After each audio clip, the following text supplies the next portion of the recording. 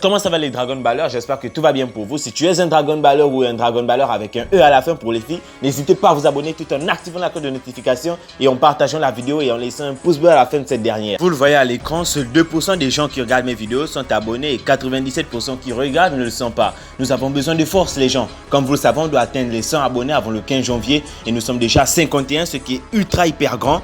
Donc n'hésitez pas à vous abonner et à partager pour que la chaîne puisse grandir, c'est ce qui fait la force. Parenthèse étant passée, passons maintenant au sujet de la vidéo. On est bien d'accord que dans Dragon Ball, vous n'avez peut-être pas fait attention, mais moi si. Il y a des persos, ils ont pris d'énormes risques. Ils ont pris des risques pour acquérir la victoire. Et c'est de ça que nous allons parler aujourd'hui. Des persos qui ont pris le plus de risques dans l'univers de Dragon Ball créé de toutes pièces par Akira Toriyama de Dragon Ball justement. Donc préparez-vous pour la vidéo, on y va. Piqué!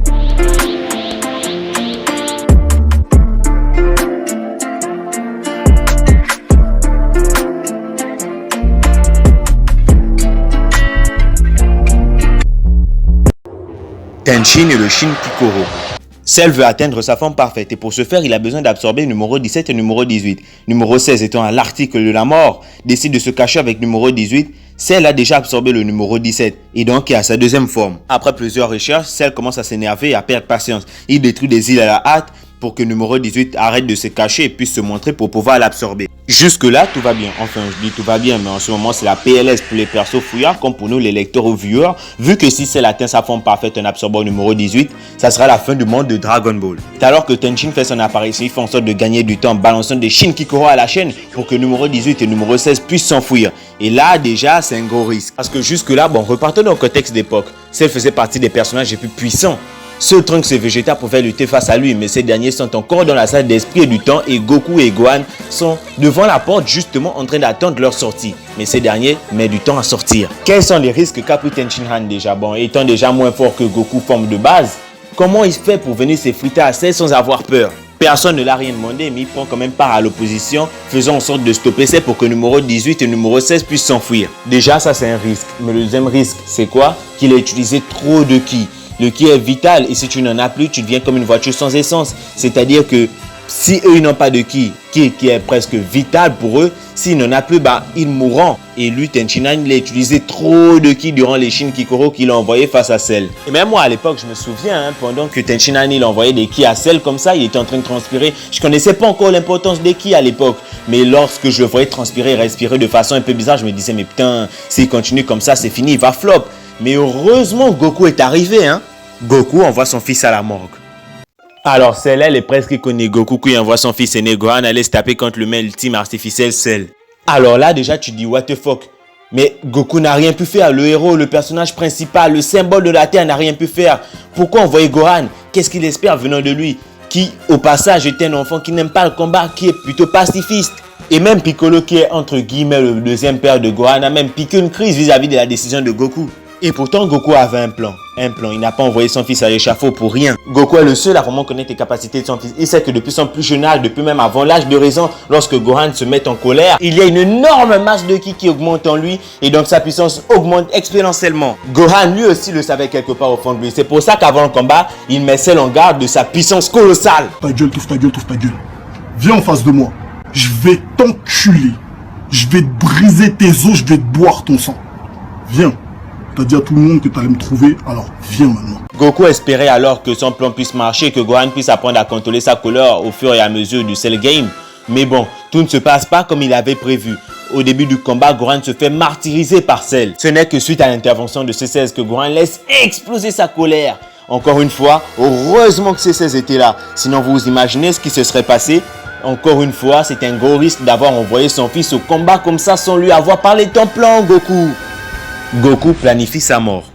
Ah, mais celle-là m'avait tué de fou. Souvenez-vous, l'épisode 72, la mort de Goku dans Dragon Ball Super juste après les événements de l'arc Tournoi de Champa. Notamment le combat Goku Hits. Goku a tellement apprécié le combat qu'il a préféré abandonner à la fin. Ah oui, j'ai oublié de le préciser, mais pour rendre les fans encore plus fous, Goku a utilisé le Kaioken lors du tournoi de Champa. Pour rendre les fans de la première heure encore plus fous. Technique qui n'avait pas été utilisée depuis l'arc Namek dans Dragon Ball Z. Kaioken qui, je le rappelle, est une technique au même titre que le Kame et le Genki Dama. Ce n'est pas une forme ou une transformation. Et quelle merveille! Et ce n'est qu'à partir de là, en 2015, que les Japonais ont élu Goku comme le personnage le plus puissant, tout animé, manga confondu. Juste à cause de ça, Mais attends, il n'avait même pas encore vu l'Ultra Instinct ni l'Ultra Instinct maîtrisé. Putain! Mais passons. Après le tournoi, ou plus précisément après avoir abandonné, Goku se retourne et dit à Hits que la prochaine fois qu'ils vont se combattre, il veut un combat à la loyale. Pas de règles, pas d'arbitre, juste tous les deux se donnant à cœur joie. Goku est sur terre et reçoit l'énergie de Hits. Qu'est-ce qui se passe? Il décide d'aller voir. Il voit Hits et il se dit qu'il a été engagé pour tuer Goku. Mais engagé par qui? S'en suivit alors un long combat Goku Hits, mais nous ne sommes pas là pour parler du combat, nous sommes là pour parler des risques. Regardez l'épisode 72 de Dragon Ball Super. Non, en bref, regardez Dragon Ball. À un moment, Goku meurt. Oui, il a reçu un coup de poing de la part de Hits qui l'a frappé directement au cœur. Et donc, il a eu la meilleure idée de toute sa vie. Il a eu la merveilleuse idée de prendre le ki qui alimentait son cœur et de le jeter dans l'espace, ou plutôt dans les airs, pour que lorsqu'il soit mort, le ki revienne vers lui et lui redonne la vie. Déjà, le fait d'avoir exécuté cette technique, c'est un truc de malade. Parce que imagine, Hits avait vu la boule et qu'il l'avait détruit. Lorsque Goku envoyait l'énergie qui alimente son cœur dans l'espace, imagine, Hits avait vu ça, il avait détruit. Mais Goku, il allait mourir. Ça allait être la fin pour lui. Bien sûr, il y a les Dragon Ball, mais ça allait être la fin. Mais le truc le plus fou, parce que, attention, t'es pas prêt. Parce que moi, la première fois que j'ai vu ça, j'étais vraiment pas prêt. Je m'étais dit, mais putain.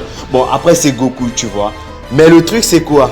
Que c'est Goku qui a engagé Hits pour le tuer. C'est lui, c'est Goku, il a dit à Hits, bon écoute, parce que c'est sûr, il savait ça, que s'il disait à Hits, bon écoute, viens sur Terre, on va se taper.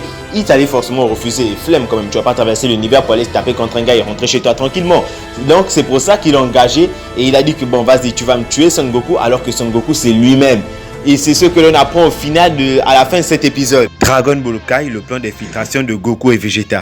Alors, pourquoi la première place? Pourquoi? Alors, je vais essayer d'expliquer ça avec des mots. C'est intelligent, impactant. Goku et Vegeta fusionnent végétaux, sachant pertinemment que leurs amis et familles ont été absorbés par la créature maléfique Boo, décident d'en finir avec lui, mais après avoir exécuté leur plan. Leur plan qui est complètement fou, récupérer toutes les personnes absorbées par Boo pour pouvoir l'éliminer par la suite. Le combat commence tout d'abord par une touche humoristique où Végéto commence à se moquer de Boo, à l'emmerder, à lui donner des cours pour devenir un grand guerrier aguerri. Et pour ceux qui ne comprenaient et qui ne comprennent toujours pas pourquoi Végéto était ludique, c'est parce qu'il avait un plan. Il voulait pousser Boo dans ses derniers retranchements afin que Boo les absorbe justement et pour qu'ils puissent rentrer dans son corps et récupérer leurs amis absorbés. Ce qui s'est finalement passé, même si avant ça c'est le contraire qui s'est passé parce que c'est Végéto qui a absorbé Boo sans le vouloir. Bien sûr, c'était un rajout de l'animé. Lorsque Boo est rentré dans le corps de Végéto, il est devenu tout gros, là, vous vous souvenez? Et ce n'est qu'après coup qu'on découvre que tout ça était un plan monté de toutes pièces par Végéto pour sauver ses amis. Attention, je suis pas en train de dire que ce n'est pas la vraie personnalité de Végéto. On voit bien que c'est sa personnalité, mais c'est juste qu'il est un peu rentré dans l'amusement pour juste faire craquer Boo et réussir son plan d'infiltration. Plan d'infiltration qui est une idée, encore une fois, je le répète, assez folle. Parce que imaginez, ça n'avait pas marché. Imaginez son bouclier qu'il a mis lorsqu'il a absorbé, ça devait être gore. Imaginez le bouclier n'avait pas marché, que Boo avait vraiment réussi à absorber Végéto. Déjà qu'il avait transformé en bonbon, puis qu'il était rentré dans son corps. Mais ça devait être une victoire totale pour Boo. Il faudrait vraiment avoir du sang chaud pur Saiyan pour faire ça, comme il faudrait aussi avoir du sang chaud pur Dragon Baller pour vous abonner et partager la vidéo. C'est la fin, j'espère que vous avez apprécié. Si vous avez aussi des parties que j'ai pas pu citer ou que j'ai sûrement oublié, n'hésitez pas à me le dire en commentaire, comment vous avez trouvé la vidéo et autres. N'hésitez pas à partager, à mettre un pouce bleu ou un pouce rouge si vous avez apprécié la vidéo ou pas. Moi je vous dis à plus pour de prochaines vidéos. N'oubliez pas, on doit atteindre les 100 abonnés avant le 15 janvier. Nous sommes déjà bien lancés. Là, je pense qu'on peut le faire quand même. J'ai confiance, allez, on va réussir. Tchuss! Je tenais te clona.